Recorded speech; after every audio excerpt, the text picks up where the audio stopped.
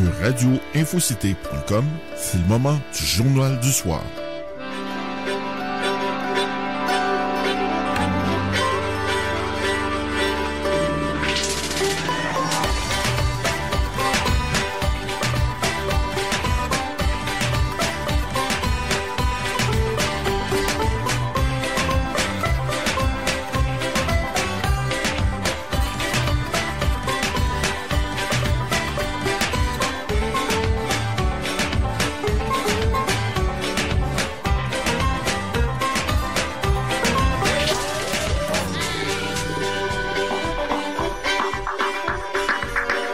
Voici votre animateur, François Saint-Louis.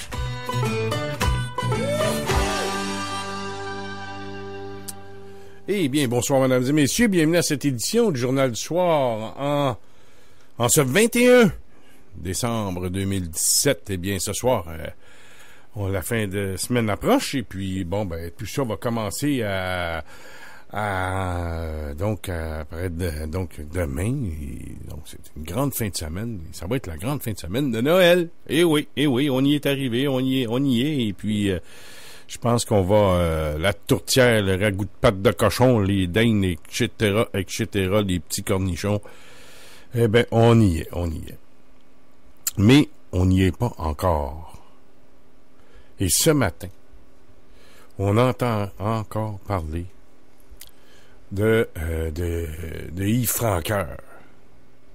Écoute électronique, etc. Et puis, on met en doute ce que Yves Franqueur nous dit et ce qu'il a affirmé. Mais lui, il en remet, mesdames et messieurs. Il en remet.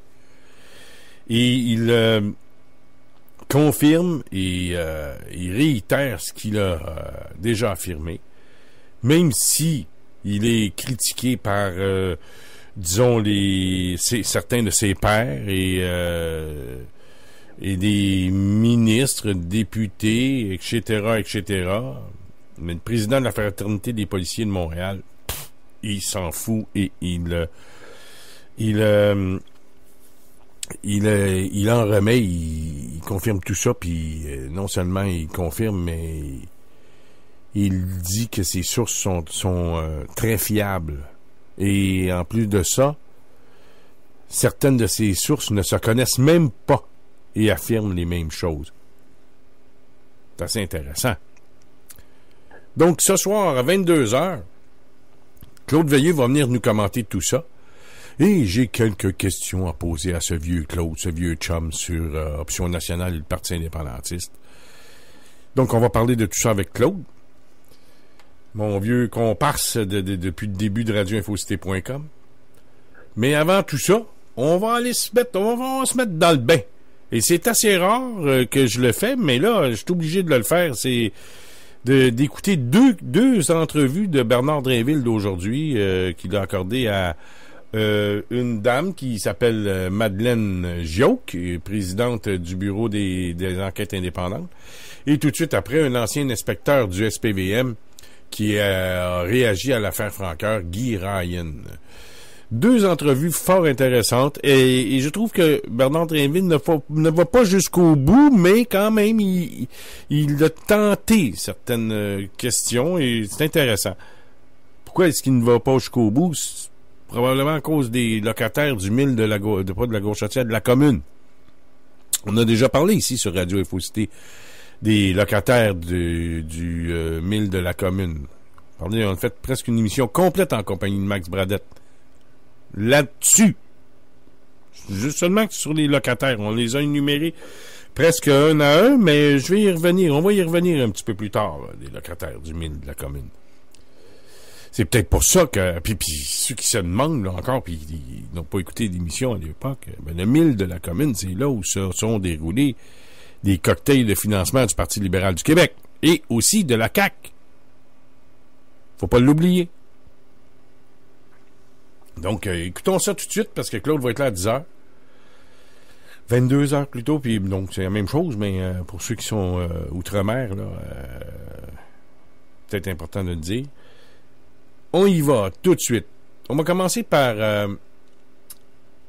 Madeleine Gioque, qui est présidente du Bureau des enquêtes indépendantes, responsable. Et elle fait le point sur l'enquête. Intéressant. Bonne question de Drainville, j'avoue. Et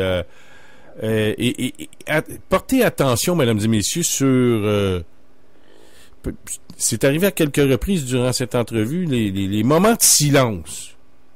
Vous allez comprendre parfois ce que ça veut dire. Que certains moments de silence veulent dire beaucoup, beaucoup, beaucoup. On écoute ça. Gioque, je vous rappelle qu'elle est directrice du Bureau des enquêtes indépendantes, le BEI, et qu'elle a supervisé donc avec Yves Morancy l'équipe mixte qui, alors constituée, je vous le rappelle, Sûreté du Québec, GRC, Police de Québec, de Laval et de Longueuil. C'est cette unité-là qui a conclu qu'il n'y avait pas de preuves qui démontraient quelque fraude ou trafic d'influence que ce soit, comme l'alléguait Yves Francaire. Madame Gioque, bonjour.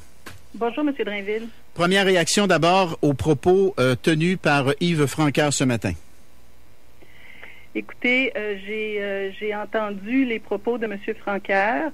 Je comprends ce qu'il dit. Moi, ce que je peux dire, c'est que l'enquête a été exhaustive, que tous les témoins qui avaient quelque chose de pertinent à dire ont été rencontrés et qu'on en arrive à la conclusion qu'il n'y a aucune preuve quelconque qui démontre fraude ou trafic d'influence. Alors, le fait que vous n'ayez trouvé aucune preuve, est-ce que c'est la preuve que Francaire mentait? Pas du tout. Monsieur Francaire était de bonne foi, je pense. Il a eu des informations qui étaient manifestement erronées. Dans son devoir de policier, il a répété les choses et il se devait de le faire. OK, vous êtes convaincu de ça? Il se devait de faire ce qu'il a fait? Ah oui? Ben, écoutez, il est un policier, il a de l'information sur le fait que des crimes graves auraient été commis. On s'entend que du trafic d'influence dans notre société actuellement, c'est un crime qui est très grave. Alors, il se devait d'en faire part. Est-ce qu'il devait aller dans les médias ou agir autrement? Je ne me prononcerai pas là-dessus, mais il en demeure pas moins que ça faisait partie de son devoir d'informer les autorités que cette situation-là avait été mise à sa connaissance.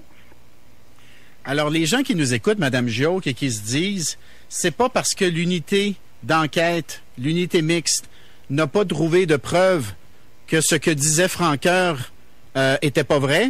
Ils ont raison de penser ça. Les gens peuvent se dire, peut-être que Francaire, dans le fond, ce qu'il dit, c'est vrai, mais l'unité mixte n'a juste pas trouvé les preuves pour appuyer ses dires. Ce que je peux vous dire, c'est que l'équipe mixte d'enquête a eu accès à tous les éléments de preuve dont parlait M. Francaire, les a analysés, les a classés, si on veut, d'une certaine façon. Un travail a été fait pour en extraire l'identité de toutes les personnes qui pourraient être pertinentes. Ces personnes ont toutes été rencontrées. Dès qu'une personne nous parlait d'une autre personne, cette autre personne était rencontrée, et ce qui fait que nous avons rencontré plus de 60 personnes là-dedans. La lumière complète a été faite. Ça, c'est ce que je peux vous dire. Dès mon entrée au dossier au mois de septembre 2017, j'ai accepté de co-gérer ce dossier à la condition qu'on m'assure que l'intention finale était d'aller le plus loin possible et de mettre les cartes sur la table, d'avoir l'idée complète, vider la question au complet. Pour moi, c'était essentiel. Il n'était pas question que le travail soit fait à moitié. Donc, Yves Francaire pourrait dire la vérité. Ça se peut que Yves Francaire ait dit la vérité et qu'il y avait bel et bien un fondement à l'information qui lui a été transmise et qu'il a rendu publique par la suite. Ça se peut, ça. C'est pas ce que je vous dis. Ce que je vous dis, c'est que M. Francaire peut avoir transmis de bonne foi de l'information qu'il avait obtenue, mais ça ne veut pas dire que cette information est fondée. En droit, c'est ce qui s'appelle du oui-dire. Et le oui-dire est interdit devant un tribunal parce que, justement, on ne peut jamais parler à la personne qui dit avoir constaté, observé elle-même une information. Alors, M. Francaire peut être de bonne foi en je m'excuse, là, je perds mon mot, mais en donnant cette information-là, sans que cette information-là soit fondée. Est-ce qu'il y a eu de l'écoute électronique ou de la filature? Est-ce que vous avez découvert de l'écoute électronique ou de la filature, comme l'a allégué Yves Francoeur? Tout à fait. C'est de l'écoute ou de la filature, ou les deux? Les deux. Et les enquêteurs ont eu accès à cette écoute et à ces filatures, oui. Et qui a été mis sous écoute? Je ne peux pas vous dire ça. Ça, ce sont des données confidentielles. Est-ce que les personnes qui ont été mises sous écoute ou qui ont fait l'objet d'une filature ont été informées? Les personnes, le Code criminel prévoit pour les personnes qui sont mises sous écoute qu'elles sont avisées si leur ligne téléphonique a été écoutée. Par contre, la personne qui parlerait à une personne qui est écoutée légalement, elle n'est pas informée. Et la personne qui a été mise sous filature n'est pas nécessairement informée non plus. Mais la personne qui a été mise sous écoute électronique doit être informée qu'elle l'a été.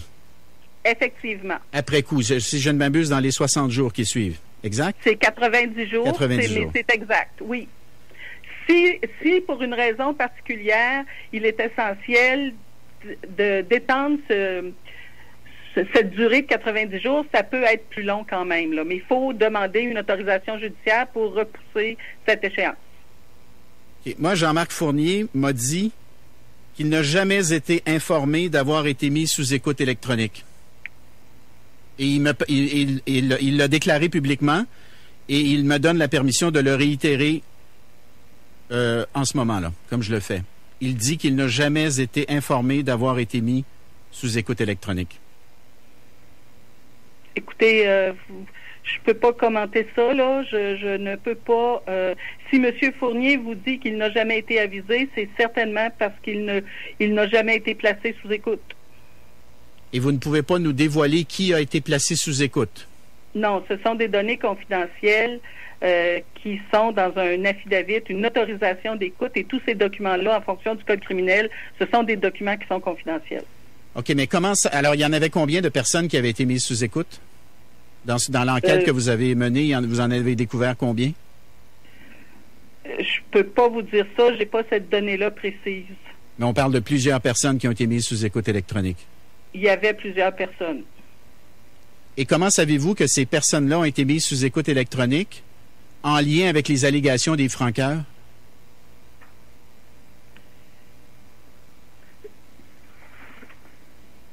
Madame Gioque? Oui, écoutez, c'est parce que j'essaie de trouver une façon de vous faire comprendre ce que je veux dire là.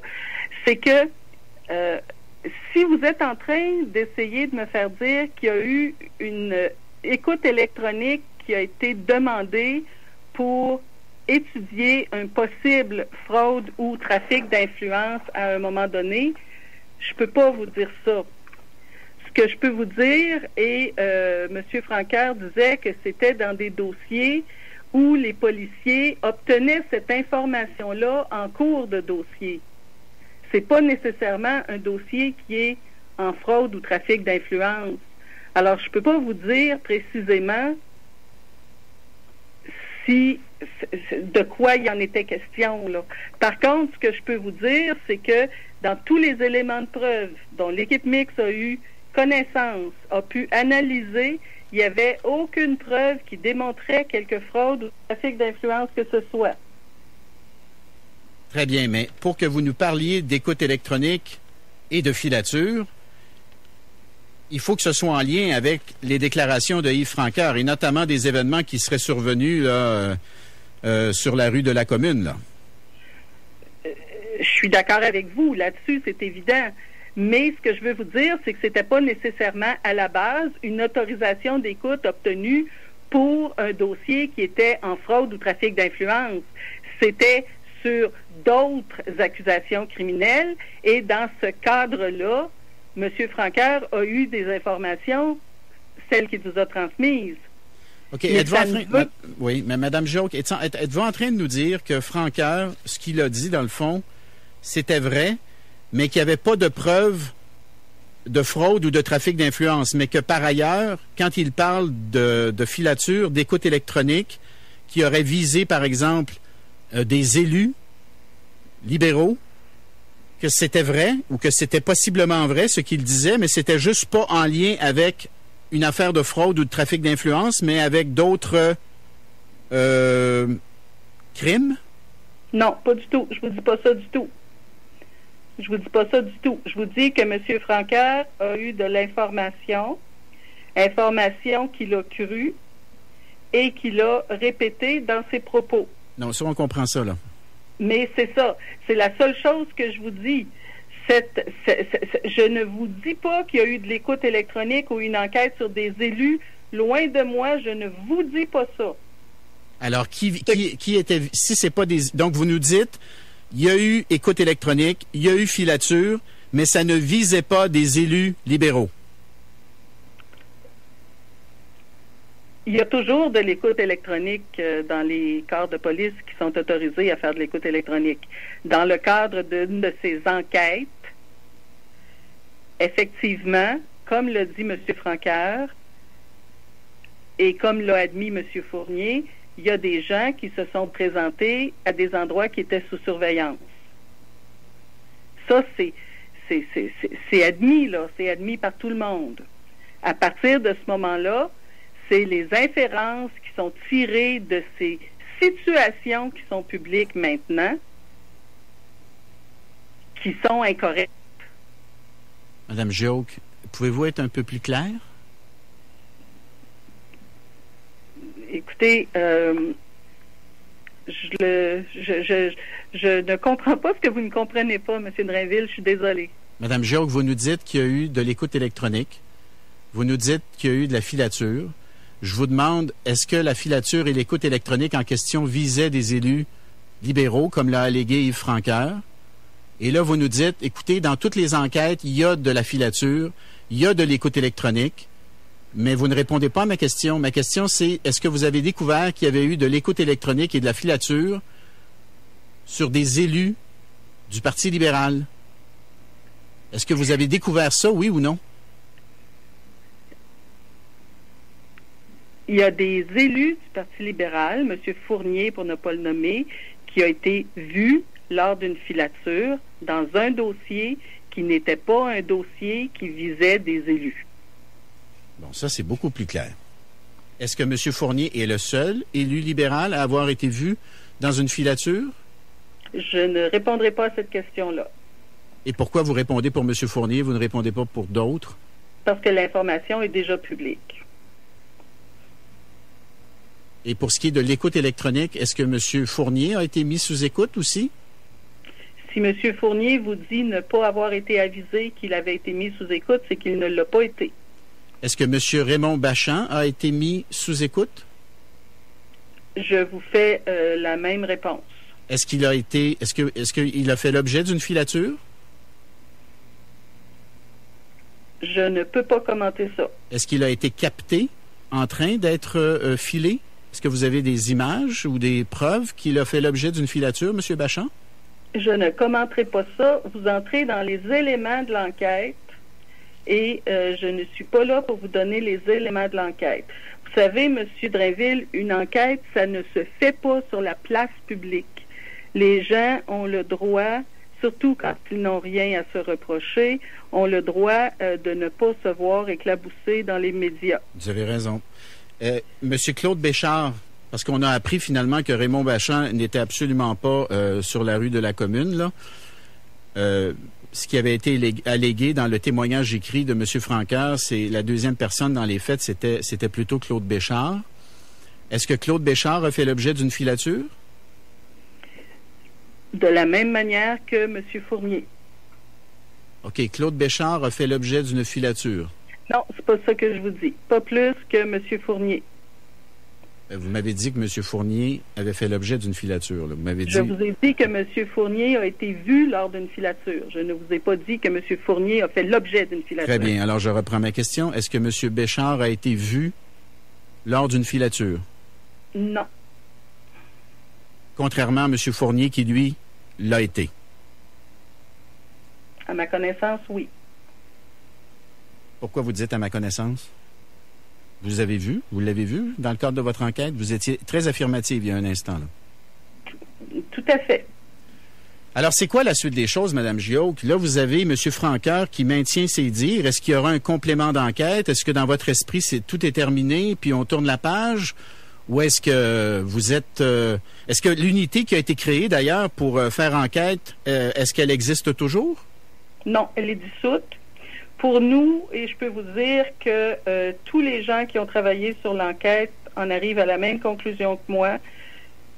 Il n'y a pas de motif raisonnable de croire qu'une infraction criminelle a été commise. Il n'y a aucun élément de preuve qui démontre quelque fraude ou trafic d'influence.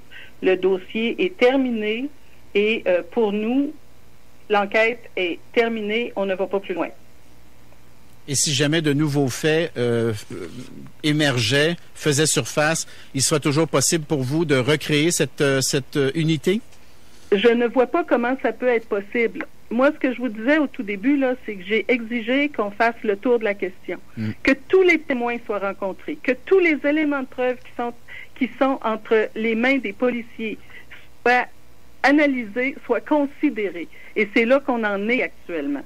Il n'y a rien d'autre qui pourrait être regardé. Si des témoins ont choisi de ne pas rencontrer les policiers enquêteurs à ce moment-ci, parce qu'il y a quelques témoins, effectivement, qui ont refusé de les rencontrer, si ces gens-là avaient des choses pertinentes à dire, ben ils auraient dû le dire à ce moment-là. Vous nous confirmez, Mme Gioque, qu'il y a des témoins qui ont refusé de rencontrer vos enquêteurs? Quelques-uns. C'est-à-dire? On parle de moins de 5? Oui. Donc, il n'est pas impossible que parmi ces personnes-là qui ont refusé de vous rencontrer, puis visiblement, si vous souhaitiez les rencontrer, c'est que vous les jugiez pertinentes à l'affaire, il n'est pas impossible que certaines de ces personnes qui ont refusé de vous rencontrer faisaient partie des 6 personnes qui ont parlé à Yves Francoeur. Ah, écoutez, ça, je ne le sais pas. On n'a pas l'identité des sources de M. Francoeur. Madeleine Gioque, je rappelle que vous êtes la directrice du Bureau des enquêtes indépendantes. Vous avez supervisé cette équipe mixte qui a fait...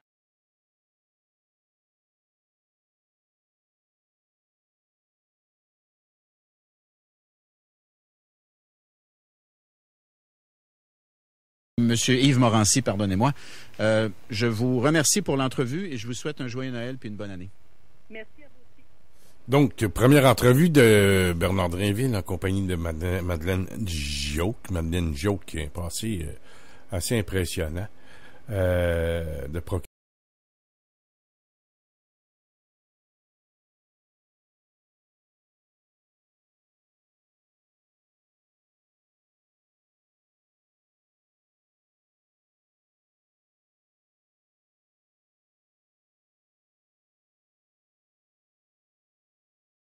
Sont beaux pis pas chers. C'est la folie du Boxing Day. Jusqu'au 31 décembre, nous payons les taxes sur les meubles et matelas à prix régulier et sur une grande sélection d'électroménagers. 25 magasins remplis d'Aubanois en ligne sur plierd.com. Alors, c'est quelque chose, hein? L'entrevue que vous venez d'entendre, les silences, hein, étaient très parlants. Mais ce qu'on comprend également, là, et là, c'était très, très clair, là, c'est que Jean-Marc Fournier n'a pas fait l'objet d'une filature, mais il a été vu au moment d'une filature. Donc, c'est quand même une distinction très, très importante. Ça explique ce pourquoi Jean-Marc Fournier n'a pas été informé qu'il avait fait l'objet d'une filature, comme il nous l'a dit, parce que c'est pas lui qui était visé par la filature. Mais au moment où ils ont filé quelqu'un, Jean-Marc Fournier s'est retrouvé donc sur ces images. On présume que c'est des images, donc cette filature.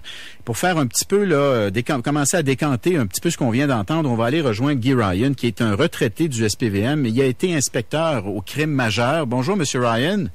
Bonjour, M. Drainville. Comment vous réagissez, vous, à ce que vous venez d'entendre, là? Ben là, écoutez, vous avez eu tellement de révélations que je vais vous faire une demande. Vous devriez faire application pour devenir enquêteur, soit dans un corps policier provincial ou dans un corps policier municipal, M. Drainville. Vous avez eu tellement de révélations et ça fait juste donner un peu plus de crédibilité au fait que M. Francoeur avait mentionné ça. Mais on parle d'une enquête de 2012 et on va rétablir ça. Là, lorsqu'il y a de la filature, la personne ne doit pas être avisée. Il n'est pas avisé lorsque c'est de la filature. Et c'est pas... Ça se peut qu'il y ait des photographies de prise, ça se peut qu'il y ait des interventions qui se fassent pendant la filature, mais il n'y a pas personne qui est avisé, qui est filé par un groupe de policiers. Pas pendant que ça se fait, mais après coup. Non plus. Oui, M. Ryan. C'est la loi. Pas dans le cas d'une filature, dans le cas de surveillance électronique. Moi, j'ai été commandant en surveillance électronique, je peux vous en parler. Dans le cas d'une surveillance électronique, en vertu de la loi, on doit aviser la personne qui est visée par l'écoute électronique. Comme Mme Gioux vous a mentionné, si vous m'appelez et moi je suis visé par l'écoute électronique, on vous avise pas vous, là. On va m'aviser moi lorsque le dossier sera complété. Dans le sens que si le dossier n'est pas renouvelé pour une autre demande d'écoute électronique, en vertu de la loi, nous avons 90 jours comme service de police d'aviser la personne qui a été écoutée. C'est pas du tout pareil, là. Là, on parle de moyens sophistiqués. L'écoute électronique est le dernier moyen d'enquête le plus sophistiqué prévu par le Code criminel. Et c'est ce qui est important, là. Tant qu'aux révélations, là, on parle d'un endroit précis, on a parlé du mille de la commune, des rencontres qui sont faites là, et on parle de fraude et de trafic d'influence. C'est pas des crimes qui sont faciles à prouver, là. C'est pas comme utiliser une carte de crédit, là. Et vous le voyez devant les tribunaux avec les causes qu'on a vécues. Il y a des causes qui ont eu réellement un succès parce qu'il y avait de bonnes sources de gens qui étaient crédibles, qui sont témoignés dans ces procès-là d'envergure pour trouver le coupable et d'arriver à une sentence en fin de compte. Ce qui est arrivé dans le cas de M. Francoeur, et là, le canal d'information et le canal utilisé par M. Francoeur peut être questionné. Est-ce qu'il devait faire ça? Moi, personnellement, je ne l'aurais pas fait. Vous voulez dire aller dans les médias, là? Aller en mai à votre collègue, M. Arcan, révéler tout ça, et par la suite, aller faire une déclaration, c'est quand même là beaucoup demandé à un policier, et lui est un enquêteur, M. Francoeur, là. C'est un sergent détective, là, avant qu'il devienne président de la fraternité, là. Il était un sergent détective qui sait au moins les premiers balbutiements d'une enquête, là. Il n'est pas à ses premières armes là-dedans. Là. On s'entend. Et ça, passer directement par les médias, et on a vu M. Prudhomme beaucoup plus réconfortant dans le sens que faire une enquête vis-à-vis des médias, mais ça fait en sorte que c'est plus difficile. Plus difficile d'aller chercher les vraies versions. Les personnes sont contaminées. Et lorsque les personnes sont contaminées, mais il y a une crédibilité de la preuve, et quand ça arrive au bureau des procureurs pour donner l'aval pour avoir des accusations aux criminels, mais c'est encore plus difficile parce que devant le tribunal, vous savez, comme Mme Jauque vous a dit, le oui-dire n'est pas permis. Il ne peut pas arriver pour vous dire, moi, un tel a été filé la semaine passée. Il n'y a pas de crédibilité à mon témoignage. Et c'est ce qui est important, et c'est là que notre principe d'être hors de tout doute raisonnable, de prouver hors de tout doute raisonnable, vient en évidence. Et là, on le voit dans ce dossier-là, trafic d'influence et fraude, sont des crimes, sûrement des personnes visées qui étaient près d'eux, qui ne sont peut-être pas des députés libéraux comme tels, c'est peut-être des gens qui gravitent autour d'eux, c'était peut-être des lobbyistes, c'était peut-être des firmes et vous avez, il y a eu des noms de sorties à un moment donné, là, j'ai pas de nom qui me vient en tête, mais il y a eu des noms de sorties de firmes, peut-être ces gens-là étaient visés. Et ces gens-là, les députés gravitaient autour d'eux. C'est là qu'est le hic. Mais Mme Gioque, dans son entrevue, et je l'ai trouvée bonne, là, parce que j'ai trouvé qu'elle avait beaucoup d'hésitation, et c'est vrai que les silences parlaient par eux-mêmes. Mais là, il y a trois affaires, moi, que je retiens. D'abord, Mme Gioque dit Yves Francoeur a eu raison de rapporter ce qu'il a rapporté. La manière de le faire, aller dans les médias, ça, pas sûr. Questionnable. Mais à partir du moment où il est informé de ça, et c'est des allégations très sérieuses de fraude, de trafic d'influence, il n'y a pas le choix que de le rapporter. Donc, premièrement, il a bien fait de le faire. Deuxièmement, elle dit...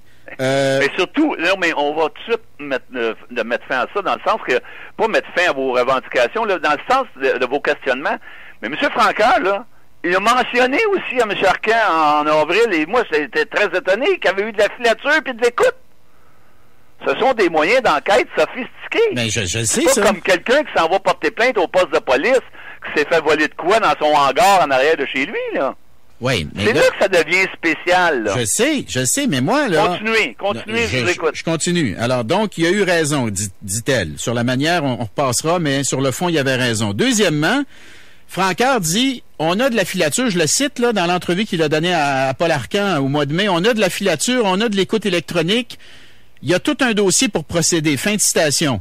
Là, ce qu'on apprend, c'est qu'il n'y a pas eu d'écoute électronique, en tout cas sur Jean-Marc Fournier, parce qu'il n'en a pas été informé, donc c'est la preuve qu'il n'y en a pas eu, dit-elle. Mais elle dit, pour ce qui est de la filature, lui n'a pas fait l'objet de filature, mais il a été vu dans une filature. Oui, parce qu'il gravitait autour de celui qui était visé par l'enquête. Exact. Ah oui, ça, elle dit, c'était... Elle dit, c'était des... autour, il devient témoin important, hein, qui n'a pas été rencontré du tout, parce que je me souviens que M. Fournier avait mentionné qu'il avait été jamais rencontré par les services de police. Ça, j'étais un peu étonné, parce qu'il devient témoin important, là. Quand on gravite en entour de quelqu'un qui est visé par une enquête très spéciale, en vertu d'un mandat et d'une autorisation judiciaire qui est sous scellé d'écoute électronique, il devient témoin important, là. Les enquêteurs, là, par la suite, là, une fois que tout est mis en plat, dans le complément d'enquête, ils doivent rencontrer les gens qui ont vu et qui ont dit, mais ça, c'est peut-être une personne importante. C'est peut-être pas là, le restaurateur du coin où l'individu visé est allé manger 3 fois, là. C'est ça qu'il faut faire les nuances, les différences, là. Et la troisième chose, allez-y, c'est qu'elle confirme, je pense que les mots exacts, c'était au moins 5 personnes ont refusé de rencontrer ces enquêteurs. Oui, et là, c'est bien ça. Et là, je lui ai dit, donc, c'est pas impossible que certaines de ces personnes qui ont refusé de collaborer, qui ont refusé de vous rencontrer, faisaient partie du groupe des 6 qui ont parlé à Francoeur. Oh, et là, elle m'a dit, attention, elle m'a dit, regardez, moi, je peux pas vous dire, là, qui a parlé à Francoeur. Elle sait pas. Elle connaît pas les sources de M. Francoeur, c'est voilà. ce qu'elle vous a répondu, mais ça serait de sauter aux conclusions rapidement, M. Drainville. Parce que ça veut pas dire que dans les 4, 5, 6 qui n'ont pas été rencontrés, c'est peut-être des gens qui gravitaient autour de ceux qui étaient visés par cette enquête-là d'envergure, puis qui n'ont pas voulu être rencontrés en vertu de toutes sortes de raisons, parce qu'ils ont le droit à telle affaire, puis ça les intéressait pas. Et ça peut être aussi des gens, peut-être un dans des 4-5 ou dans les 5-6 qu'elle a mentionné, qui a peut-être parlé à Yves Francoeur. Mais je vous dirais que ça serait à sauter des conclusions rapides. Oui, mais je suis d'accord. Moi, personnellement, avec expérience, je serais même étonné que ça soit une des sources qui n'a pas été rencontrée par l'enquête. Pourquoi? Ben, je serais étonné parce que, vous savez, là, en vertu d'un projet comme ça, il y a tellement de gens qui sont rencontrés, puis là, on parle d'une 60aine, là. Je vous dirais que c'est pas à 4-5 de plus ou de moins. Une chose est sûre. Si c'est le cas, de là va revenir le fait qu'ils vont réouvrir l'enquête, mais là, étant donné qu'ils avaient formé une équipe qui a été dissoute, ça va être plus difficile. Parce que là, ils vont être obligés de recommencer à zéro, là. Mais pourquoi là, vous dites... Vous savez, là, le délai de temps, là, on parle de 2011, 2012, là, 2009, 2010, 2011, 2012. Nous sommes en 2017, à l'aube de 2018, là, on pourrait même dire en 2018 aujourd'hui, là, alors qu'on se parle, là. C'est pas dans les 10 prochains jours qu'il va y avoir un changement majeur dans cette enquête-là, là. Non, mais vous avez raison que les faits qui sont rapportés par Francoeur remontent à 2012. Ça, c'est un fait, ça a été établi. Oui. Mais je veux juste revenir à votre affirmation, là. Permettez-moi de vous poser la question quand même, parce que je vous suis pas, là. Moi, mettons que j'ai été une source de Francoeur, puis j'ai un des enquêteurs de l'unité qui a été mis sur pied pour enquêter sur Francoeur, sur les dires de Francoeur. Un de ces enquêteurs-là m'appelle, il dit « J'aimerais ça te rencontrer. » Pas sûr, moi, que j'ai le goût de le rencontrer. Si j'ai été une des sources de Francoeur... Oui, j'ai dit que c'est une possibilité, mais je ne sauterais pas à cette conclusion-là que les 4-5 personnes ont parlé à Yves Francoeur. C'est ce que je voulais dire. OK, on s'entend là-dessus. OK, on s'entend là-dessus. Oui. Moi, je vous dis pas que les 5 qui ont refusé de rencontrer l'équipe mixte étaient toutes des sources à Francoeur. Ce que je vous dis, c'est que c'est possible qu'elles aient été des sources de Francoeur. Et si moi, j'avais été une source à Francoeur, mon premier réflexe, ce serait pas nécessairement de rencontrer ces gens-là, parce qu'ils vont me poser la question, j'imagine, as-tu parlé à Francoeur? Ça se pose comme question, ça? Tu fais-tu partie de ceux qui ont parlé à Francoeur? Là, tu veux pas mentir? Oups, là, et là, ça serait de toucher à des points très importants. Vous savez, la qualité, la crédibilité d'une source, et je pense que la confidentialité de traiter avec une source est très importante. C'est pour ça qu'il y a des sections renseignements où ça fonctionne par numéro, puis tout ça, parce que ça serait trop évident, là, les gens seraient je vous dirais, il serait pas à l'abri de rien, là. Non, et puis ça, moi... c'est bien touché. Quand un enquêteur arrive et dit, c'est-tu toi la source qu'a parlé à Yves Francoeur? Ça serait pas une question d'usage, là. Il faut aller en vertu, il faut aller chercher des éléments pour prouver la fraude et le trafic d'influence. T'es pas là pour essayer de savoir si qui étaient les sources à Francoeur. Mais en tout cas, je vais vous dire, M. Ryan, là, je suis d'accord avec vous. C'est peut-être pas une question usuelle, mais un enquêteur peut s'essayer, hein? M. Ryan? Êtes-vous toujours là? M. Ryan? J'entends plus. Je pense qu'on a perdu la communication. Écoutez, c'est bizarre, hein? Moi, je pensais que c'était la fin de l'histoire, là. Les conclusions de l'enquête. Mais avec ce que j'ai entendu ce matin sur les ondes de Paul Arcand, puis avec ce qu'on vient d'entendre avec Mme Gioch et aussi la discussion qu'on vient d'avoir avec M. Ryan, là, c'est drôle, hein? J'ai l'impression que c'est pas tout à fait la fin de cette histoire-là. Donc, c'est bizarre, mesdames et messieurs. Ça arrive tout en même temps. Et le monsieur Ryan, en fin d'entrevue, pouf, il disparaît. On a Claude Veilleux avec nous. Salut, Claude, comment ça va? Salut, est-ce que tu m'entends bien? Très bien. Ah oui, écoute, tu m'as envoyé ça, là, puis j'ai écouté ça, puis écoute, quand ça a coupé à la fin, là, j'étais pas étonné. J'étais sûr je suis sûr que c'est Drainville qui avait le 3 sur le piton. Écoute, le gars, il dit, si j'étais un enquêteur, question usuelle, je la pose au gars, là, tu sais qui a parlé à Francoeur, là, il disparaît. Non, mais c'est pas ça, le bug. Le bug, écoute, je vais te faire le... Parce que, tu sais qu'il faut quand même j'avertisse nos auditeurs. Moi, je me spécialise pas des affaires judiciaires. Ah, moi non plus, mais...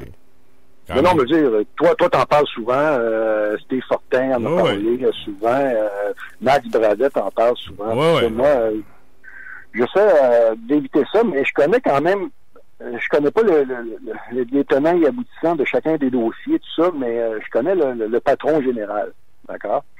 Mais j'aimerais ça refaire l'historique. Je sais pas, je viens de me brancher sur la radio. Là, est-ce que tu as présenté l'autre entrevue? Oui. La dame? Oui. Ouais, elle est quand même pas une 2 de pique, cette femme-là, là. Écoute, écoute, juste te dire, là, que Mme Gioch, là, elle s'est distinguée lors d'un méga procès contre les Hells Angels suite à l'opération Printemps 2001. Puis elle a fait condamner plusieurs autres accusés dans des causes médiatisées, notamment l'ex-avocat Pascal. Puis c'était une des seules là qui a été capable d'amener ces condamnations-là à terme. C'était la seule. C'est une femme là qui est assez réputée. Bon, en tout cas, je la connais pas, là, mais acceptez que c'est pas une 2 de pique qu'on dit. Mais vas-y. Écoute, je vais faire une petite historique, puis tu me corrigeras, d'accord? Si c'est le cas échéant, si je fais une erreur. Ouais.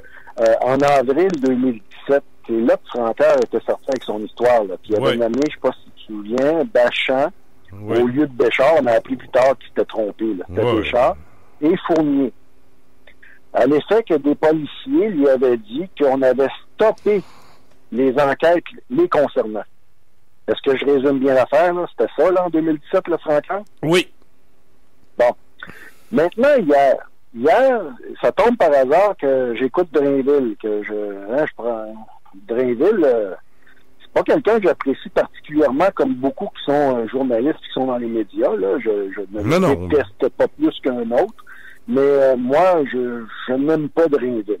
Entre autres, mais je ne l'aime pas. Mais bon, je l'écoute, puis là, il me donne toutes les raisons encore de ne pas l'aimer. C'est-à-dire que c'est hier qu'est sorti le rapport de cette dame-là. Tu peux nous répéter son nom, François? Madeleine Gioch. Oui. G-I-A-U-Q-E. Gioch. Écoute, c'est Gioch, elle s'appelle Gioch. Gioch. G-I-A-U-Q. Gioch. G-I-A-U-Q-E. C'est pas un nom commun, là, mais en tout cas, j'ai jamais entendu ça. D'accord. Donc, c'est hier, à son émission, que le rapport sort disant qu'il n'y a pas de preuve contre Fournier dans tout ça. Parce que suite à ce qui est arrivé en avril avec Francoeur qui sort dans les médias à Paul Arcand.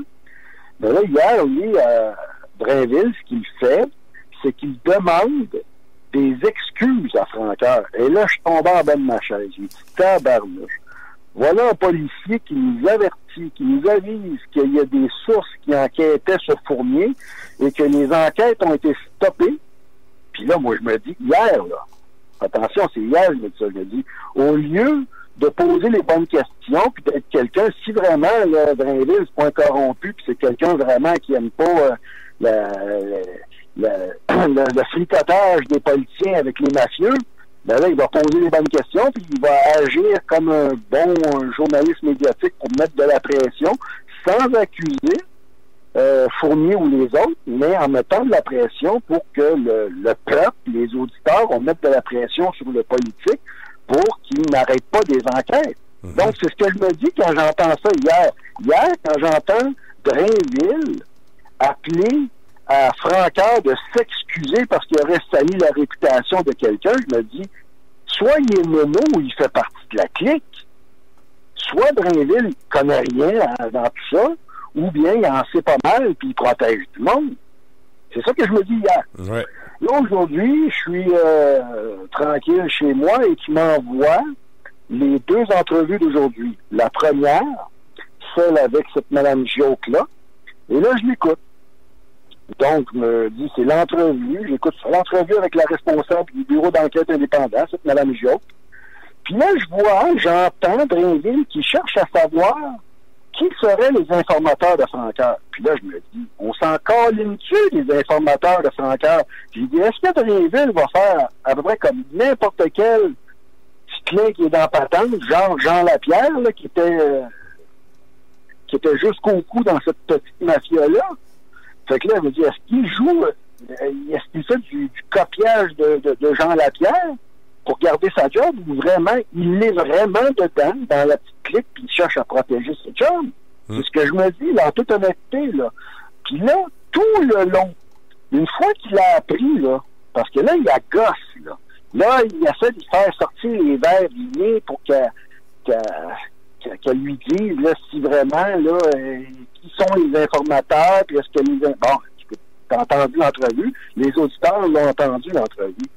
À chaque fois que j'entends ça, je me dis, bon, ben, il va-tu quand même poser les vraies questions, demander, mais il continue à s'obstiner, à tenter de lui faire sortir les verres du nez sur des détails qui sont sans importance et sur lesquels, de toute façon, elle peut pas répondre. C'est évident, un journaliste, il doit savoir ça, il pose des questions, oui, peut-être pour essayer de faire trébucher un interviewé, mais là, il voit bien que ça marche pas, puis qu'elle peut pas répondre, puis il fait pas comprendre. Fait que là, moi, je me dis, bon, c'est la vieille technique pour protéger la mafia. Ce qu'a fait Drainville, là, il a fait ce qu'on appelle la technique médiatique pour protéger la petite clique. C'est ce qu'il a fait, parce que moi, j'ai entendu ça comme tel avec ce que tu m'as envoyé. À un moment donné, il apprend, parce que là, il pose la question, parce que lui, tu vois bien que pendant qu'il fait l'entrevue, il croit encore que Fournier était sous écoute. Là, il apprend quand même que Fournier n'était pas sous écoute, mais qu'il apparaissait, qu'il était dans le portrait. C'est-à-dire que ce qu'elle est en train de lui dire, c'est que Fournier n'était pas sous écoute, c'est des mafieux qui étaient sous écoute, et que lui, ben, a été sous écoute par la bande parce qu'il parlait avec ces mafieux-là. C'est aussi simple que ça. C'est exactement ça. Il est en train carrément de lui dire. Fait que là, je dis, bon, ben, il peut pas faire semblant de plus rien faire. Il va prendre la balle au bon, puis là, il va poser des questions plus dans ce sens-là, ou à tout le moins, mettant fin à l'entrevue, ben, il va poser des questions dans le sens que, sur l'importance du fait que Francoeur avait raison, mais pas raison sur les raisons que Drainville dit, raison sur le fait que les enquêtes ont été stoppées. C'est aussi simple que ça. C'est que, une fois que les policiers qui ont informé Francoeur, tout cela, là, c'est selon les propos de Francoeur, c'est qu'une fois qu'il y a des policiers qui étaient impliqués, ben, ils ont stoppé l'enquête. Et là, il est en train de nous le dire, c'est-à-dire que c'était pas Fournier qui était sous écoute, mais une fois que, c'est ce qu'on doit comprendre, une fois que les policiers se sont dit, oh, il y a Fournier là-dedans, puis on voulu pousser l'enquête plus loin pour aller du côté du politique avec Fournier, ben là, les enquêtes ont été stoppées. Ouais. Et c'est là le problème. Et c'est de là les questions qui auraient dû fuser de toutes parts de la part de Drainville. Ben parce que là, c'est là que Guy Ryan dit dans l'entrevue, la deuxième entrevue, que là, Fournier devenait un témoin important. Ben oui. Puis là, c'est là que j'écoute le deuxième lien que tu m'envoies, qui est l'entrevue avec Guy Ryan, l'ancien enquêteur de la SPVM, du service de police de la Ville de Montréal. Puis là, j'écoute ça. Et là, tout le long, Drainville, il continue à s'affiner, continue à chercher par rapport aux informateurs. Tu sais, il fait ce qu'on appelle du brouillage de piste, du noyage de poissons. Il fait, pour moi, du très mortif. Il fait du bon journalisme de manipulation, mais il fait pas du vrai bon journalisme d'enquête. Drainville, c'est pas un vrai, là. Qu'il soit juste malhabile, ou bien qu'il le fasse sciemment en protégeant une petite clique de parlementaires, peut-être. Un ou l'autre, c'est pas bon. Ça me satisfait pas, moi.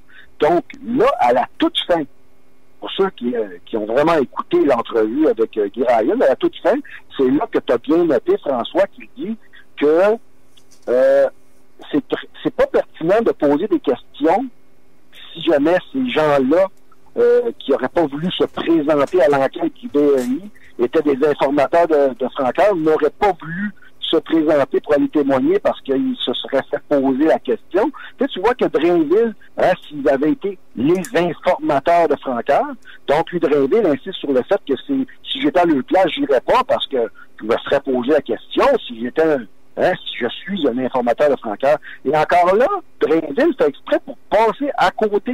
C'est-à-dire, dans les deux entrevues, il est en train de terminer la deuxième avec Guy Ryan, la première avec Mme Gioque, la deuxième avec Guy Ryan, puis il réussit pendant les deux entrevues à passer à côté, puis à pas s'excuser d'avoir demandé des excuses hier à Francœur.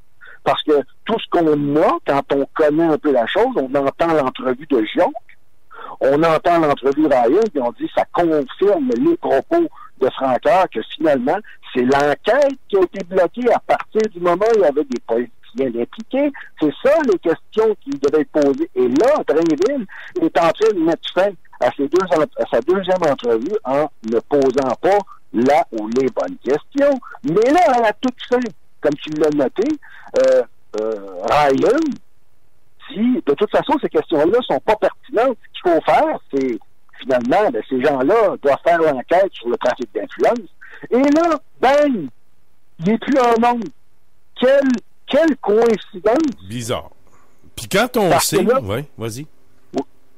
Ben c'est ça, et là, je me suis dit, quelle coïncidence! Juste là, au moment où là, ça peut débloquer, là, on va parler des vraies choses. Là, peut-être que Drainville, forcément, va devoir poser les filles de mi-raisin, peut-être, mais quand même, va devoir poser les bonnes questions.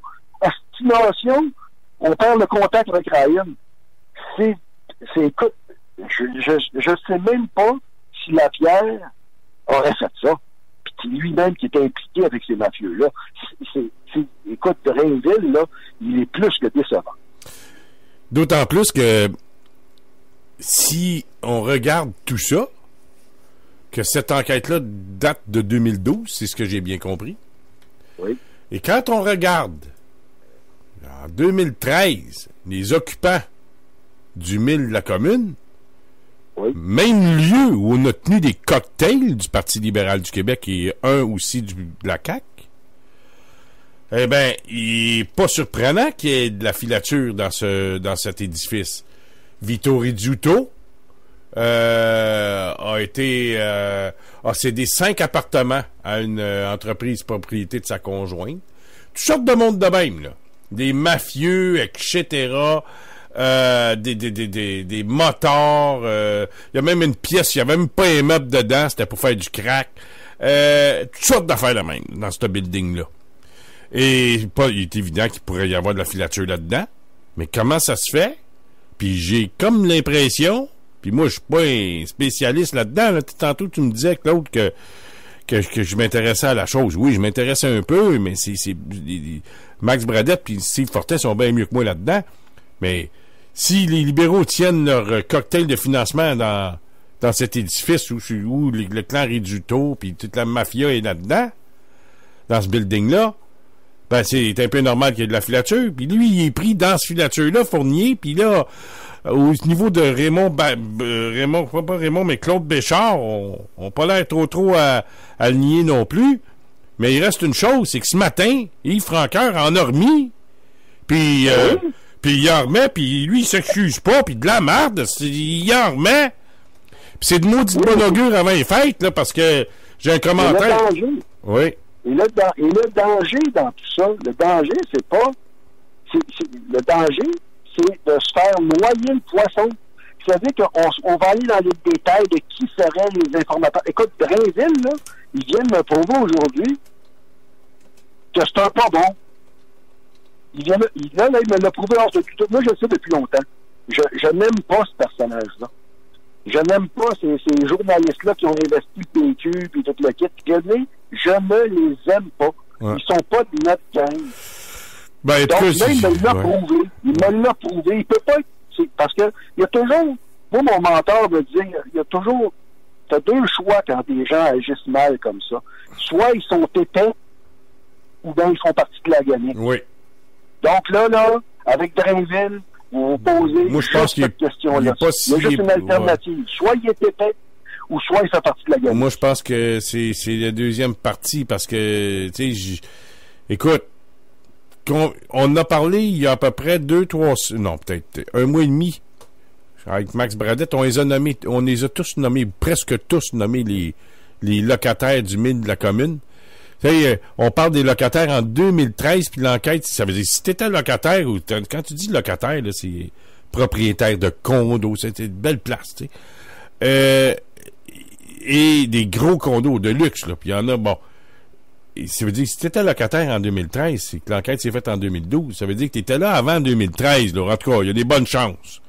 Et même, je pense que ce building-là appartenait à Rizzuto. En tout cas, c'est pas confirmé à 100%, faudrait que je vérifie dans mes notes, là. Mais il reste que c'est un building de la mafia. Les libéraux se tiennent là. Comment se fait-il, puis ça, c'est ce que ma source, là, Claude, là, c'est pas moi, là, j'invente rien. La presse, et c'est signé Vincent Larouche et Daniel Renaud. Daniel Renaud, c'était un journaliste qui a travaillé avec Gilles Proulx dans le temps, il y a à peu près 30 ans. Des gars d'expérience, 31 janvier 2013. Ma source. C'est pas moi, j'invente rien. Fait que, comment se fait qu'ils nomment pas les gars, eux autres, à 98.5, là, Drainville et Paul Arcand? Comment se fait qu'ils les nomment pas pour qu'on puisse comprendre la filature et les libéraux, et la filature? Bon, ben, l'autre, le policier Ryan disait, ça devient un témoin important, Fournier. Ben, comment se fait qu'ils nous ramassent pas, ils ne font pas un dessin de tout ça pour que le monde puisse comprendre? C'est parce qu'ils veulent pas que le monde comprenne. Parce que le point de départ, pour eux, ça a été Francoeur.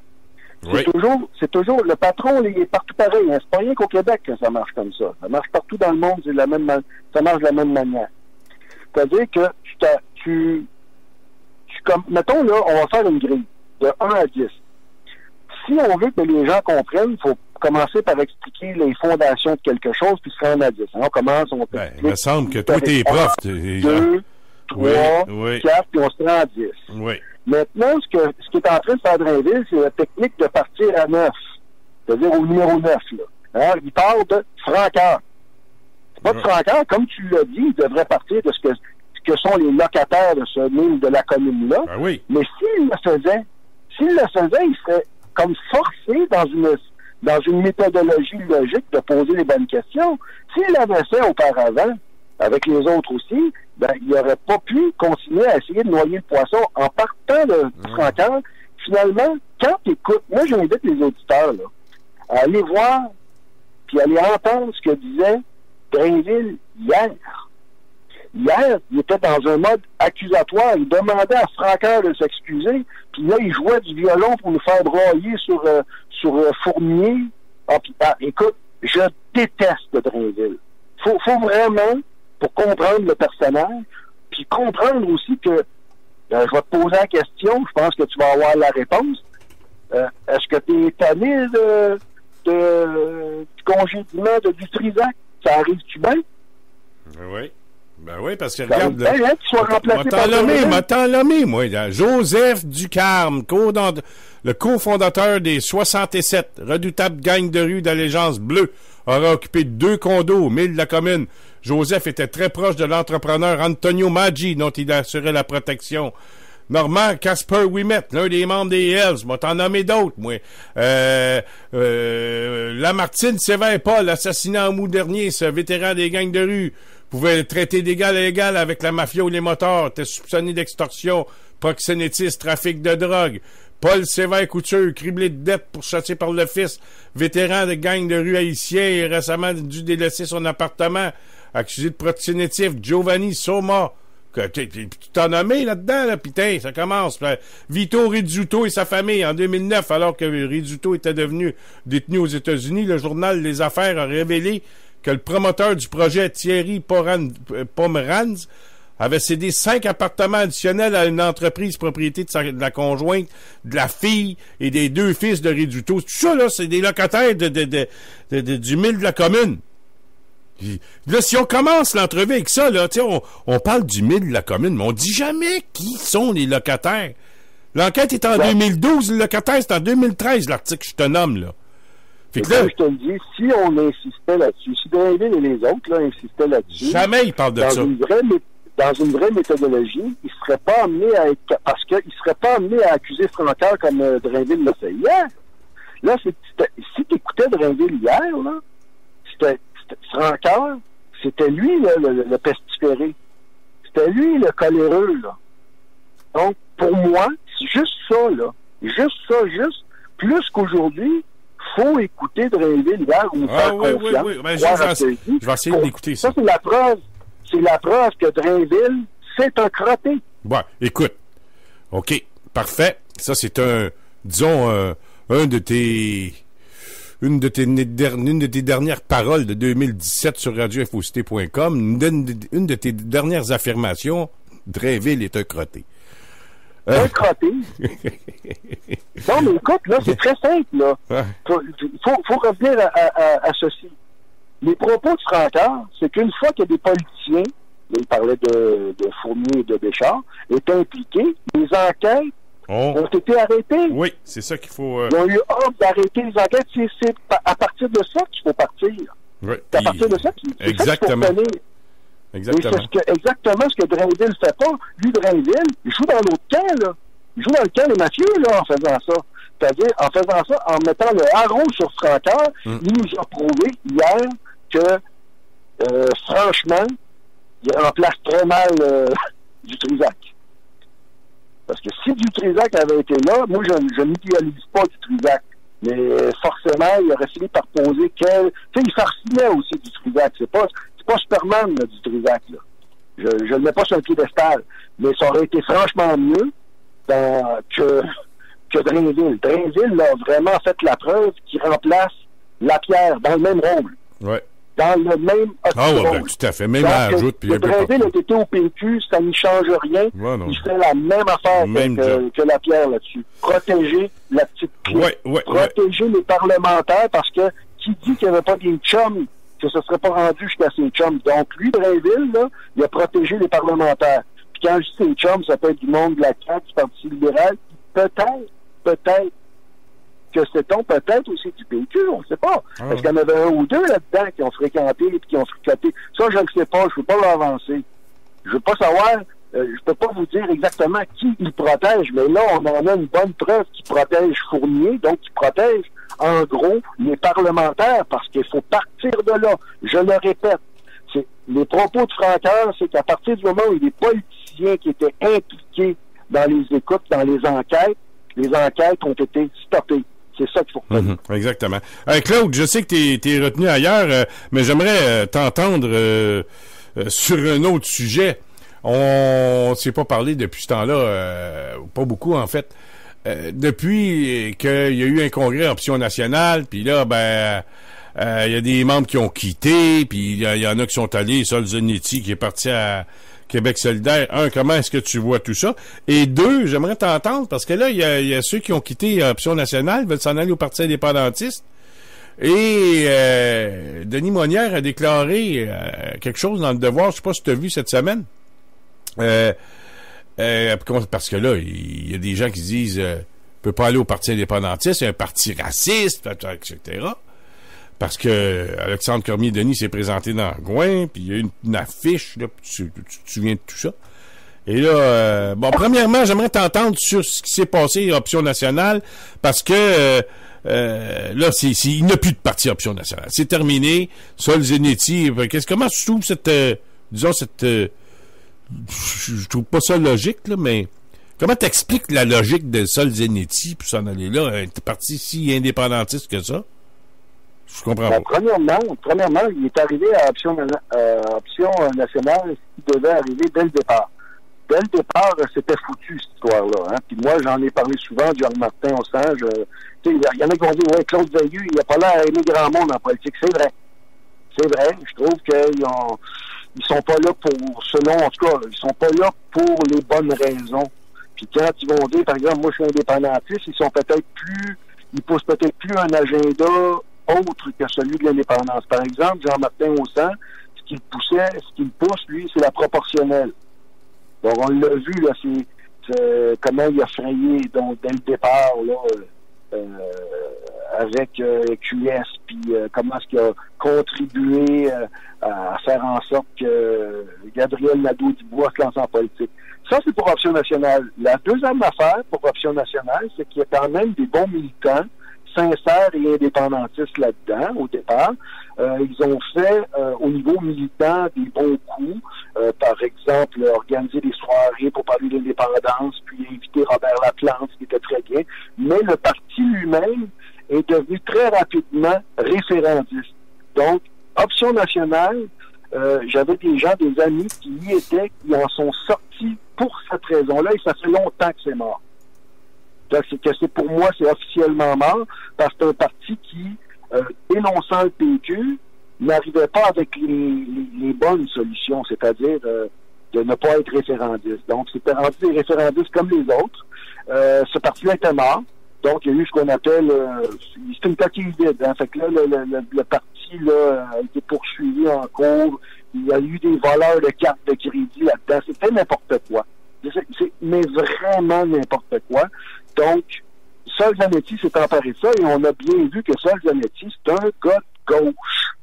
Donc, son agenda, c'est la gauche. C'était déjà sous sa présidence une excroissance de QS. Et c'est très, très, très logique qu'il s'aborde un parti qui n'en est plus un pour s'en aller en espérant avoir un comté sûr à Montréal, ou presque sûr, pour avoir une job, finalement. Donc, Sol Zanetti s'est servi d'une coquille mourante pour se créer une certaine popularité. Puis là, on voit très bien, c'était très, très, très prévisible. D'ailleurs, j'ai dit à un ami qui avait encore des antennes dans Option nationale, mais qui en était sorti, et qui croyait que Option nationale ne fusionnerait pas avec QS. Je lui avais dit, ils vont fusionner avec QS.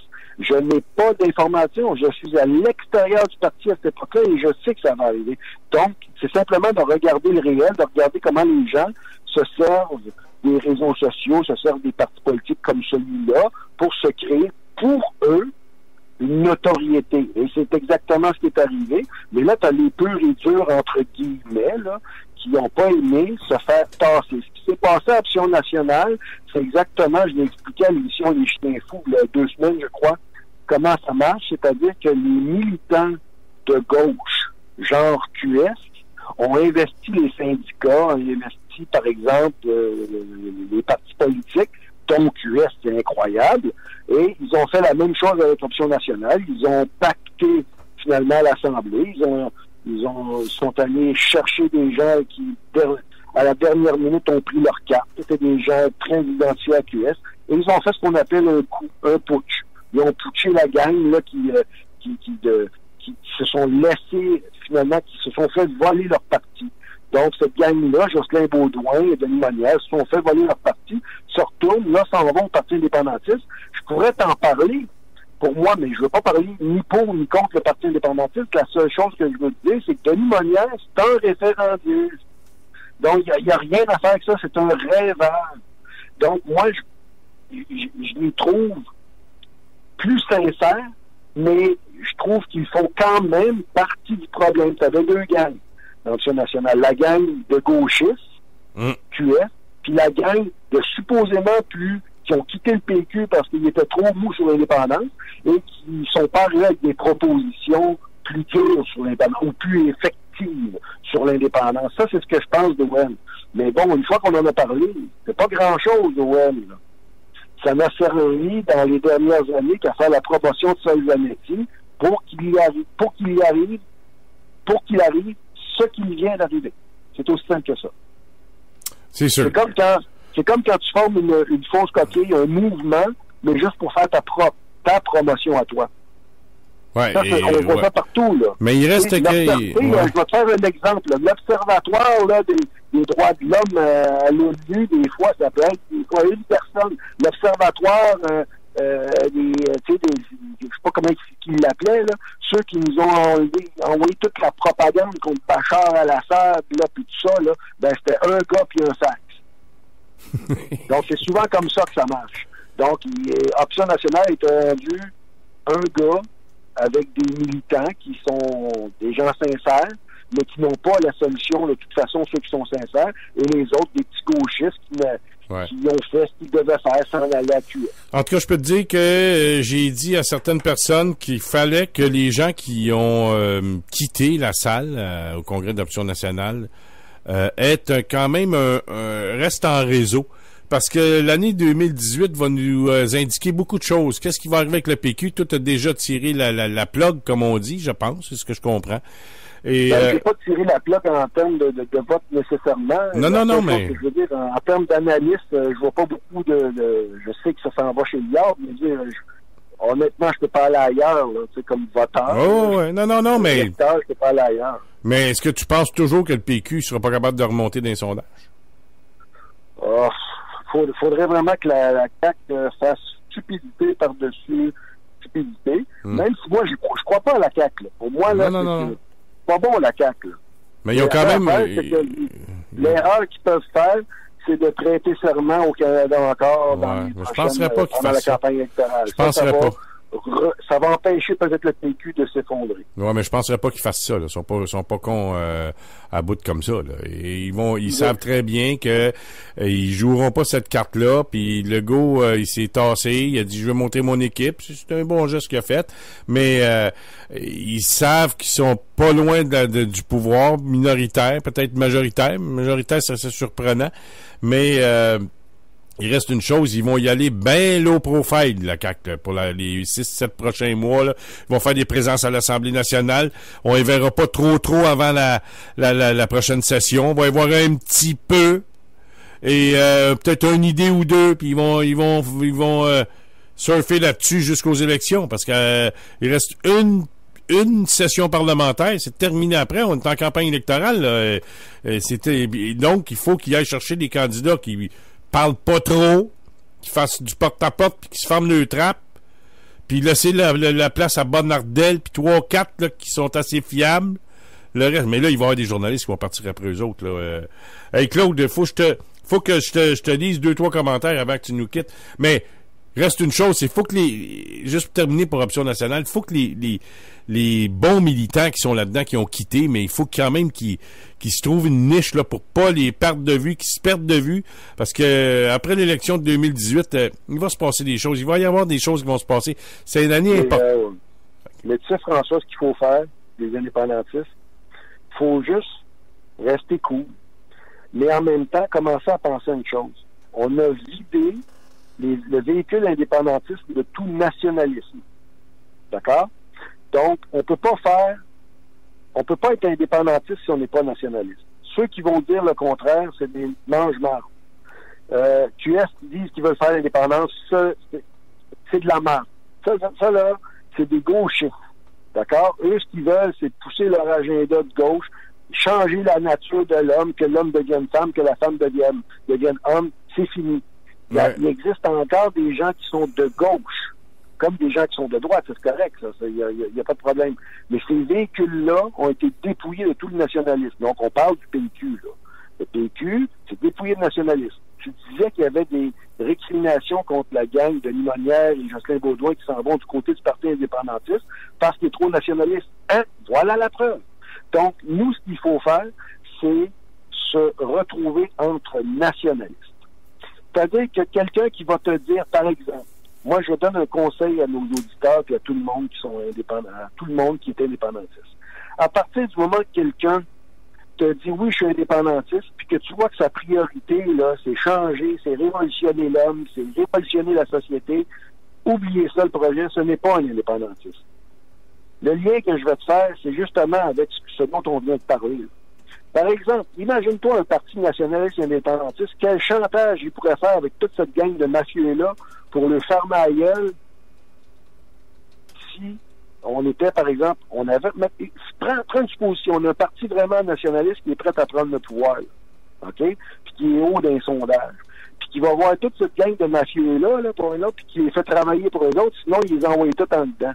Ça, on parlerait de réel politique. Mais on n'en est même pas là. On ne pourra jamais être là parce qu'au Québec, on est sous la cellule d'une espèce de gauche, j'en parle depuis tellement d'années, genre de gauche qui veut changer le monde. Là. Nous, il faut se retrouver en nationaliste. Il faut d'abord épurer, c'est-à-dire, tu vois quelqu'un qui dit « Ah oui, mais viens-t'en avec moi à QS, on va faire l'indépendance. » Ben oui. On oublie le projet. Oui, tout à fait. Claude, avant de terminer, j'ai 2 questions à te poser qui viennent d'auditoire. C'est sur le fil de discussion. La première, c'est un commentaire. Là, tu vas rire un peu, mais c'est parce qu'enfin.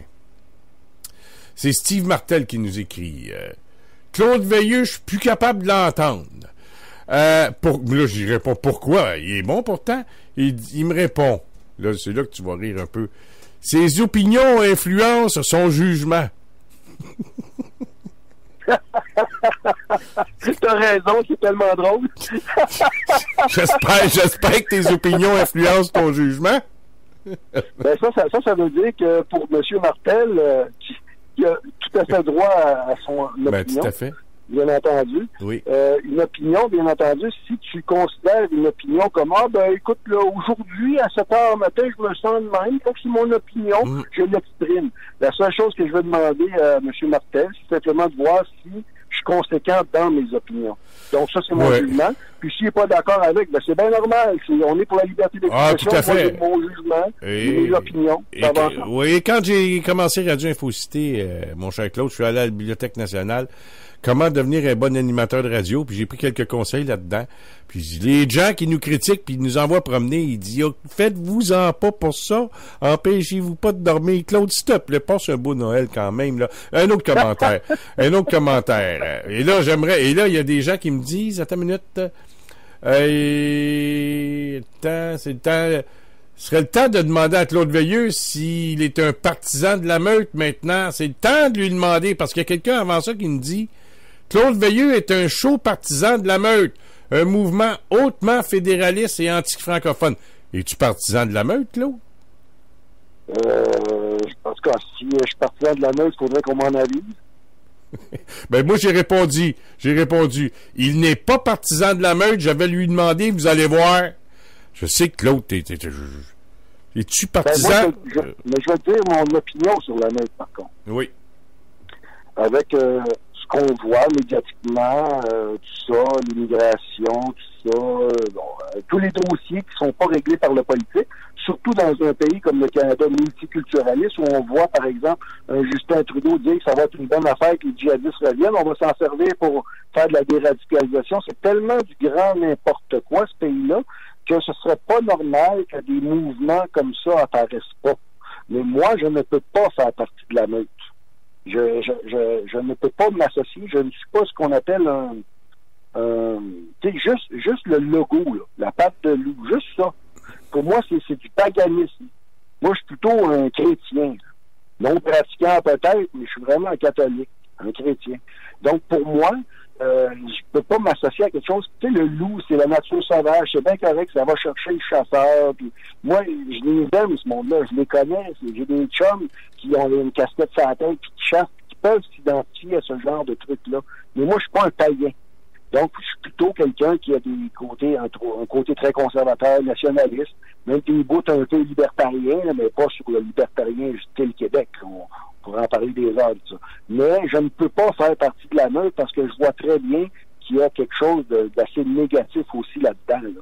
C'est une façon de faire pour moi qui n'a pas le choix que de nous marginaliser dans le contre-discours sur l'immigration de masse.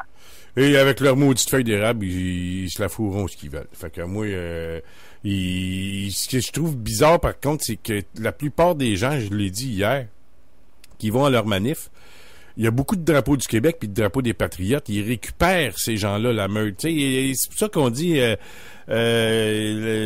ça crée. Il y a un vide qui est créé, puis eux, ils l'occupent. Et il reste voilà. Eux, ils l'occupent. Mais si t'enlevais tous les drapeaux du Québec puis les drapeaux des Patriotes à leur manif, là, il restait plus grand monde. Ils sont pas beaucoup, la meute, là. C'est facile de dire qu'ils sont 50 000 membres sur Facebook, mais c'est de la bullshit pour moi, ça. Pour moi, là, c'est ceux qui sont là. Tu sais, ils font des manifs, pis tout ça, bon, c'est parfait, ils font ce qu'ils veulent. Mais c'est pas représentatif, là, vraiment. Et puis, je sais pas où est-ce qu'ils se situent, eux, puis l'autre groupe, là, Storm Alliance. Moi, je m'excuse, mais avec leur feuille d'érable puis leur drapeau du Canada, moi, ça me représente pas du tout. En partant, c'est par rapport à la meute ou ces groupements-là, c'est des gens, je vais donner un exemple, OK? Moi, j'aime beaucoup la musique traditionnelle. J'entends beaucoup de Québécois dire « Ah, mais les immigrants arrivent, remplacement de peuple, notre culture est menacée. » Mais ça n'écoute pas de trame. Tu sais, qu'est-ce qu'il y a à protéger de la culture québécoise si ce n'est la poule à colin? Tu sais, ce qui nous rend unique dans le monde, là, qui est notre marque, c'est notre culture propre. La poule. C'est pas le fait qu'on écoute des émissions de télé-réalité comme ils s'en écoutent en Allemagne puis au Japon puis partout. Des remakes. La même musique que tout le monde dans le monde écoute. Ouais. Donc, si toi, ta culture n'est pas forte, puis tu dis aux gens, tu dis, ouais, ben, arrivez, puis intégrez-vous. Mais intégrez-vous à quoi? Mettons la place d'un musulman, là. Un musulman pratiquant, là. Même celui qui pose, qui veulent pas poser de bombes, ça, je me préoccupe pas de ça. Mais un simple musulman, ou même peut-être quelqu'un d'une autre religion, là, il s'intègre. Pensez-vous vraiment qu'il va s'intégrer puis qu'il va être fier de voter pour Véronique Yvon avec un projet comme Mourir dans la dignité? C'est pas ça, la culture, mais c'est ce qu'on nous fait croire. Il faudrait qu'on nous dise que ces gens-là, il faut qu'ils s'intègrent, mettons, à nous, dans nos valeurs d'équité homme-femme. C'est pas une valeur qui nous est propre à nous, l'équité homme-femme. Je m'excuse, mais depuis que j'entends, même au PQ, hey, nos valeurs, nous, ici, c'est l'équité entre les hommes et les femmes, on n'est pas les seuls. C'est pas ça qui nous distingue du monde. Non. Notre culture, c'est notre culture propre. Donc, si vous voulez protéger votre culture, ben, allez écouter Artify, puis les Campagnards, puis la bottine souriante, puis Away Don. Puis jouez-en, là, puis écoutez-en pendant le jour de l'an. Écoutez pas seulement pendant le jour de l'an, parce qu'on s'est parlé, hein, puis il y a quelques jours, puis tu vas venir passer un après-midi ici, là, pendant la période des fêtes, pour ajouter des pièces musicales sur notre liste. Et puis, il va en avoir du folklore, puis ça sera pas seulement que dans le temps des fêtes, ça va être pendant toute l'année. Parce que tu parles de la poule à colin, OK? On s'entend, là? Ben, la poule à colin, m'a donné un exemple. Si t'étais un musulman qui arrive, là, puis qui est dans son auto, puis qui fait jouer la musique, là, puis il entend la poule à colin. Il a jamais entendu ça de sa vie, lui-là, là. Puis le solo part à un moment donné, puis le gros Lambert, il te ramasse ça avec la musique à bouche, puis le violon, puis l'accordéon. Il pourra pas rester sur son fauteuil à écouter comme du Bach ou du Beethoven. Non, il va swinguer. Je vais te dire même plus. Il va aimer ça. Non, je vais te dire même plus, François. Prenez les paroles de la poule à colin quand Martin, là, il prend sa fourche, puis il casse les reins, puis il fait une sauce avec, là. Ça serait même pas politiquement correct. On pourrait même pas passer ça à la radio. Ça serait pas assez politiquement correct. Donc, ce que je dis, là, c'est que d'abord, avant de paniquer sur l'immigration par Waydon, là, il serait-tu possible aussi qu'on ait une famille avec un homme, une femme qui fasse des enfants puis qui reste plus que 18 mois ensemble? Non, mais serait-tu possible, ça, m'amener? Tu comprends-tu? Ouais. Tu sais, au lieu de dire le droit à l'avortement, par ouais donc, puis c'est bien correct. Mais la meilleure façon de te faire avorter, c'est de faire en sorte que tu laisses pas rentrer n'importe quel pipi là, puis que le gars mette pas son pipi n'importe où. C'est simple, là, mais les valeurs vont devoir devenir peut-être un peu plus, selon certains, conservatrices. Pas dans le sens du Parti conservateur puis de la pudibonderie anglo-saxonne, là, mais d'avoir, je sais pas, moi, être sur d'autres projets que les projets franc-maçonniques de mourir dans la dignité. Ça me représenterait plus. Là, c'est sûr et certain que j'ai pas de parti qui me représente vraiment. Mais je vote PQ encore, mais la maudite philosophie gauchiste, puis là, attention, là, je parle pas de la gauche ouvrière qui veut une certaine juste redistribution de la richesse. Ça, c'est correct, là. D'accord? Mais là, la maudite gauche, là, politiquement correcte, là, les gens en ont soupé. Donc, c'est ça. Donc, refermons-nous un peu sur nous-mêmes. Ouais. Soyons un peu plus nationalistes. Ouais. Puis, avec la poule à Colin, puis tu vas voir avec mon Claude, on va peut-être ramener un petit peu de nationalisme avec la poule, puis la bottine, puis Artifoy, puis toute la gang. Fait qu'on va se voir pendant le temps des fêtes, mon Claude, parce que c'est important. On va remanier ça, la musique sur Radio Infocité, puis tu vas voir ça va souiller en 2018. Ça, je peux compter sur toi? C'est bon, ça, ouais, puis on va être là, puis on va manger du ragoût de pâte de cochon. OK, salut, Claude. Bonne année, puis salut à Madame Sophie, hein? Oui, je fais des salutations, puis les billes de toutes parts. Oui, salut. Joyeux Noël, Claude! Joyeux Noël, bonne année. Salut!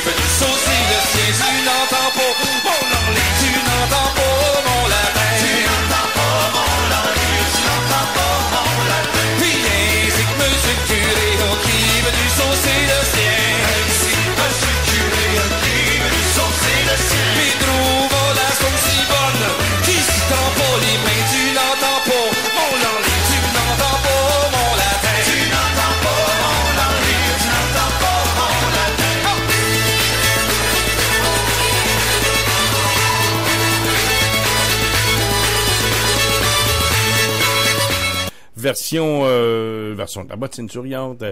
Comment est-ce qu'on...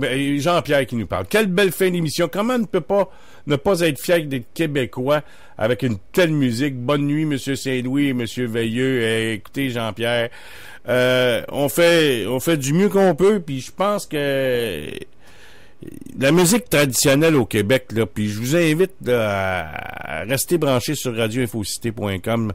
Parce que c'est déjà parti, là. On a déjà introduit pas mal de musique traditionnelle, puis ce n'est qu'un début. Continuons le combat, comme on dit. Ben, vous allez voir que le combat de la musique traditionnelle au Québec, ça va se passer sur radioinfocité.com. C'est la pierre angulaire de notre patrimoine. Vous savez, la musique traditionnelle, c'est nos traditions. Puis je pense qu'on vienne de Saint-Alphonse de Rodriguez, d'où ma mère vient, de Saint-Jean-de-Mata, d'où le père de ma mère vient, quand Raoul Bro, qu'on vienne d'Outremont, où mon grand-père venait. Moi, une famille d'Outremont et de Saint-Alphonse. C'est bizarre, hein, mais ça donne moins, ça. Fait que, moi, de la musique traditionnelle, c'est dans mon ADN. Et puis, sachez une chose, c'est qu'on vous allez l'entendre sur Radio Infocité, une puis un autre. Puis quand ce sera pas la poule, ben ça va être la cuisinière. Puis quand ce sera pas la cuisinière, ben ça va être d'autres choses. Puis vous allez voir que la bastringue, puis n'importe quoi. Évidemment, on passera pas sous silence. Nous avons des bons succès de la musique québécoise qu'on a de ce temps-ci, là. Mais il reste une chose, c'est que ce qui est le centre de notre culture au Québec, c'est la musique traditionnelle. Puis que j'en vois un qui rit de notre musique traditionnelle, il va m'avoir sur son corps. Il va pas m'y passer sur le corps. Puis un gars comme Claude Veilleux, même chose. Parce que quand on parle de cette musique-là, oui, il y a d'autres peuples qui ont de la musique semblable, qui font évidemment bouger le popotin, comme on dit, mais il reste que notre musique traditionnelle, c'est vraiment ce qui nous définit comme peuple. Et vous savez, à chaque fête de la Saint-Jean-Baptiste, quand il y a un groupe, soit c'est Plaine d'Abraham, ou non, au Parc Maisonneuve à Montréal. Ben oui, je le sais que je suis plus là, la fête au Parc Maisonneuve, mais moi, dans mon cœur, c'est encore là. Fait que quand le groupe de la bottine arrive au Parc Maisonneuve, ou c'est Plaine d'Abraham, ou autre groupe de musique traditionnelle, elle party point tout le temps. Tout le temps. Ce qui fait que je vous invite à écouter aussi dans la région de la Linière CFNJ. CFNJ qui est un poste de musique traditionnelle là, en tous les soirs entre 4 et 5 et 6. Claude Veilleux, mais il sait tout ça, lui. Donc, on se donne rendez-vous demain soir, mesdames et messieurs, sur radioinfocité.com. Sophie Robichaud va être avec nous. On va demander de ses nouvelles à cette Sophie qui s'est faite raser à crinière pour ramasser des sous pour une de ses étudiantes en cavalerie et qui est frappée par un cancer. Donc, on va y parler de tout ça. On va y parler du Parti citoyen au pouvoir. Bernard Gauthier qui a quitté, mais j'ai écouté hier, il a dit qu'il restait là comme militant. Donc, Sophie Robichaud va être avec nous demain. Et c'est mon dernier soir, mesdames et messieurs. Martin-Joseph Lamontagne va me remplacer la semaine prochaine. Et il y en a peut-être d'autres qui vont s'ajouter, là, puis on va... Mais je vais revenir la semaine prochaine. Peut-être la veille du jour de l'an, là.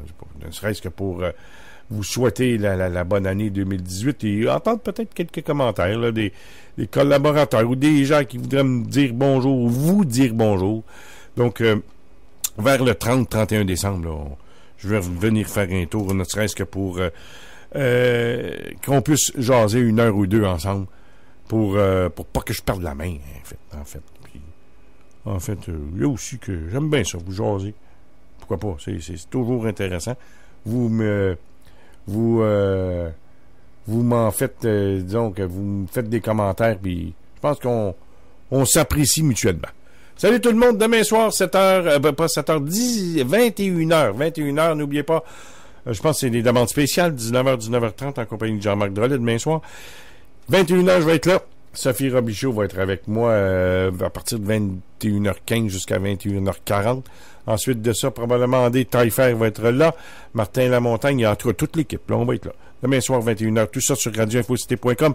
Merci à Claude Veilleux ce soir d'avoir été là, d'avoir été avec moi sur à pied levé comme ça, parce que vous savez, l'affaire Francoeur, ben ça aboutit encore non pas, l'aboutissement n'est pas final parce qu'on sait que le dossier va continuer, parce que ça peut pas rester comme ça. Il y a tant de questions qui n'ont pas été encore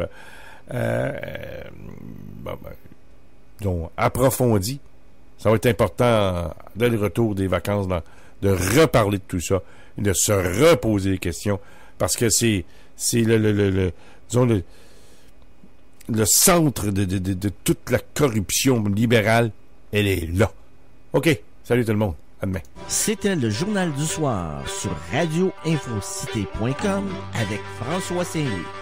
Pour tout commentaire, nous vous invitons à nous écrire info@radioinfocité.com.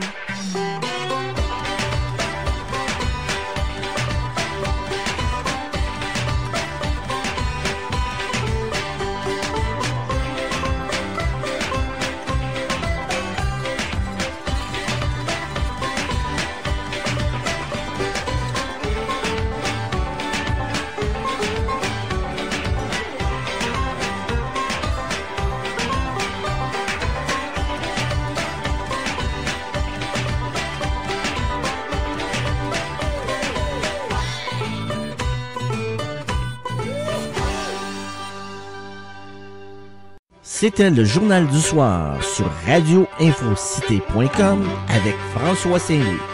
Pour tout commentaire, nous vous invitons à nous écrire info@radioinfocité.com.